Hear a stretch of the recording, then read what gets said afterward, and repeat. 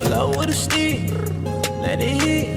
Pull up with a stick, let it hit. That video, Repercussions. This video now has millions of views, and some of the people looking at it are Houston police officers. Those investigators say some of what they spotted are federal violations. You've had our full unit going through frame for frame, trying to document people from the video and figure out their criminal history, figure out their gang affiliation. There's so much going on in that apartment complex. Just they're all throwing up gang signs. You got little kids in the video throwing up these gang signs. When SahBabii blew up in 2017, he probably felt like he'd finally made it, but things took a wild turn, and not in the way he'd hoped. It ended up causing a lot of trouble, not just for him, but for his entire neighborhood. Back in 2017, he recorded his breakout hit, Up Wit Ah Stick, in his 9th Ward Atlanta bedroom, using nothing but a broken microphone. Despite the low-budget setup, the song became the summer anthem. Its music video blew up as soon as it hit the internet, pulling viewers in with its raw, unapologetic vibe. Pull up with a stick, let it hit. Pull up with a stick, let it hit. SahBabii singing his heart out in front of a wild display of and artillery. This gritty authenticity made the video unforgettable, but it also became evidence in a federal investigation that ultimately took down 28 buildings in the 9th Ward. You've had our full unit going through frame for frame, trying to document people from the video and figure out their criminal history, figure out their gang affiliation. To fully understand this story, you have to look at Atlanta and how it's mapped out.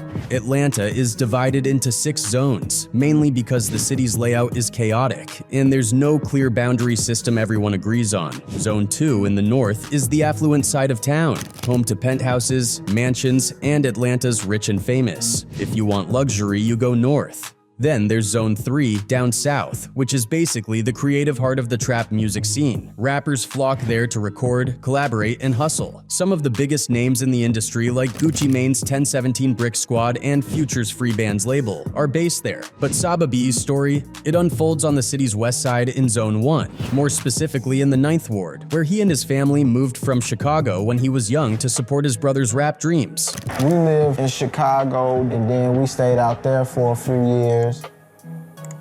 We moved down to Atlanta because I wanted to pursue my music career. There's something admirable about a family that's willing to pack up and move as one unit to chase a dream together. But chasing that dream brought its fair share of struggle. Sadly, his brother's career didn't blow up like they'd hoped, and they faced some tough years trying to make ends meet. He sacrificed a lot.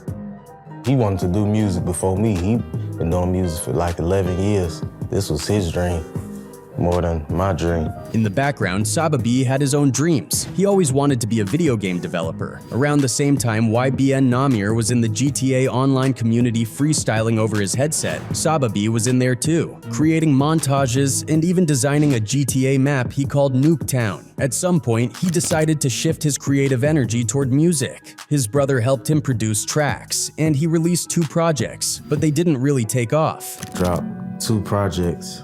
They ain't really do what I wanted them to do. I see other artists passing me up in Atlanta. The family's financial struggles weighed heavily on him, and the pressure to make something happen kept building. He was on the verge of quitting rap altogether, but decided to give it one last shot. He knew he needed to stand out, so he decided to go all out with his next video. I was thinking I'm not gonna make music no more again. He quit music, he was done. But when you have that passion, it's like that flame burning.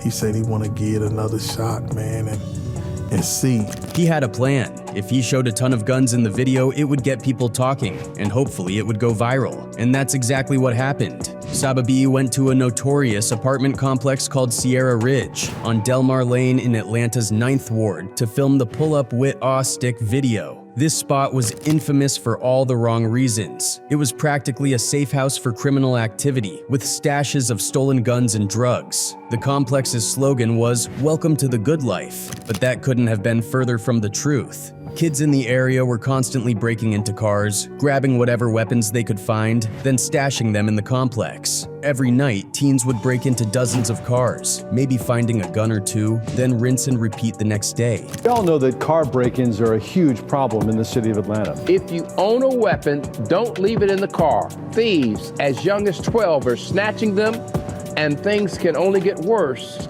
after that. Sierra Ridge had become a big problem for the Zone 1 police, and Up Wit Ah Stick added fuel to the fire. Just 3 days after SahBabii's video blew up, the complex became the focus of a major state and federal operation called Operation Triple Beam. The timing couldn't have been worse as violence quickly escalated. Within a week, 2 murders occurred there. One incident involved a 22-year-old man who was shot 4 times with a .40 caliber handgun. Police found him dead in the back seat of a car next to an 80-round drum for an AK-47. He had apparently been trying to sell a stolen TV when he himself was robbed at gunpoint, and things spiraled from there. At first, police couldn't get any witnesses to come forward. Nobody wanted to talk, until finally, someone stepped up and said she'd seen the suspect hanging around SahBabii's video shoot a few days before the shooting. The feds immediately checked out the Up Wit Ah Stick video and saw that it was full of weapons and potential evidence.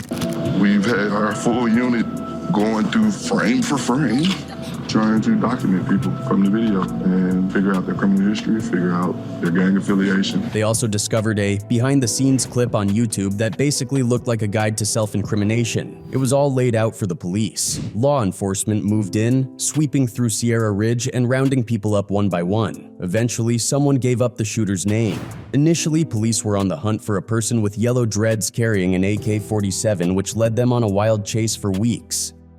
Operation Triple Beam ended with 26 charges and 2 life sentences for those involved. The Sierra Ridge complex was in such disrepair that it was cited with hundreds of code violations. On top of that, there was a $500,000 unpaid water bill, which led the city to shut off the water entirely. Eventually, the city declared the complex unlivable, ordering all 28 buildings to be demolished, effectively erasing the place from the 9th Ward. As for SahBabii, he somehow managed to avoid getting directly caught up in the aftermath. Instead, he went on tour with Young Thug, and after the tour, he announced he was stepping away from rap to pursue his dream of developing a video game. Despite saying he was stepping away from music, SahBabii didn't quite retire, but the Up Wit Ah Stick controversy seemed to bring a wave of trouble for him in the industry. Not only did his music video allegedly lead to his entire neighborhood getting shut down, but he also faced personal issues that many believe led to him getting blackballed. One big factor, his beefs. In particular, SahBabii got into it with Offset. At the time, SahBabii was known for wearing an upside-down cross, and this quickly stirred controversy since the symbol had a negative connotation, especially in hip-hop circles. Offset wasn't having it. In May 2017, Offset took to Instagram to call out SahBabii and anyone wearing upside-down crosses. All y'all went upside-down cross. Even my little partners, man. Stop that while you look lame. All that worship the devil. Offset's video didn't sit well with SahBabii, who fired back on Instagram calling Offset a female dog for making it an online thing instead of handling it privately. He also went in on Offset's street credibility, saying Offset wasn't really from the streets, and that he'd be happy to handle the issue face-to-face if it came to that. He was the first to take this to the internet. You was a whole this all on the internet. I'll be glad to beat your though. You talking about you wearing pigtails like a all this ass down your head. Offset didn't back down. He returned to Instagram with some more words for SahBabii, saying SahBabii wasn't even affiliated with any Atlanta gangs and was actually from Chicago, so he wasn't really a part of Atlanta's scene like he was claiming. Offset then threw in some extra shade, calling SahBabii broke and adding that it wouldn't be SahBabii giving him a beatdown if things got real. It would be the other way around, with Offset's crew taking care of him. In response, SahBabii posted videos of himself in his own neighborhood, showing his real roots and clapping back at Offset again. He doubled down, saying, "We really accepting fake guys like this from up north? You're not from Atlanta, stop with the internet stuff. Get your money, you up north guy. Don't get yourself messed up trying to play gangster. You're a fake GD, you wear pigtails, stop it." SahBabii kept the shots coming, basically saying Offset was from the nicer, more affluent part of Atlanta and wasn't really from that life. When SahBabii was asked about the situation in an interview, he doubled down, saying Offset should never have spoken down on people he didn't know, and that's why he felt the need to respond. Hey man, I wish I would never even responded to that because I ain't the type to do all that internet beef.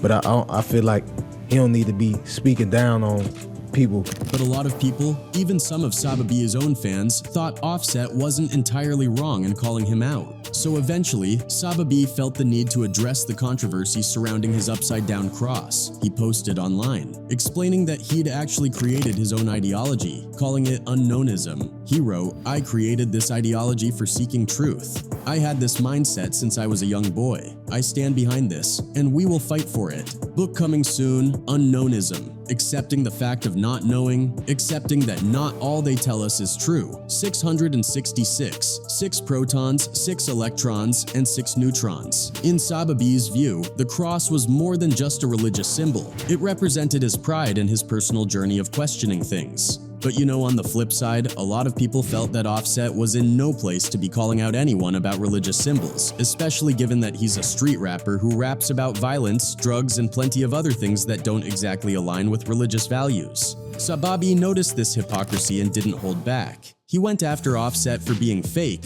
pointing out how Offset and the Migos would blow thousands of dollars in the club but only donated what seemed like a tiny amount to their old high school. SahBabii called him out on Instagram saying, "You look lame as hell talking about my cross. My cross is going to stay upside down. Y'all donate $1,000 to Washington but throw $10,000 in the club." The upside down cross issue stirred a lot of debate in Atlanta, and it wasn't just Offset. Atlanta, being somewhat conservative, wasn't ready for these changes in hip-hop culture. Like when Young Thug wore a dress and made some people wonder if this was the new trend.